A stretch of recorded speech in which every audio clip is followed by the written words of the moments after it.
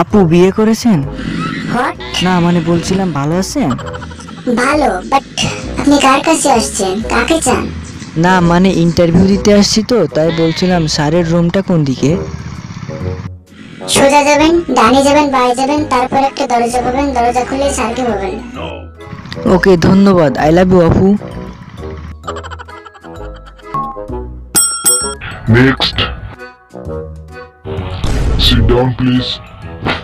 আচ্ছা বলেন তো, শেখ মুজিবুর রহমান যে মাইক্রোফোনের মাধ্যমে স্বাধীনতার ঘোষণা দিয়েছিলেন, সেই মাইক্রোফোনের আবিষ্কারকের দাদা কত সালে বিয়ে করেছেন? জানি না স্যার। আচ্ছা বলেন তো, স্বাধীনতা যুদ্ধে যে প্রথম বুলেটের আঘাতে মৃত্যুবরণ করেন, তিনি কোন কোম্পানির বিড়ি খেতেন? জানি স্যার, রাখিস কোম্পানি।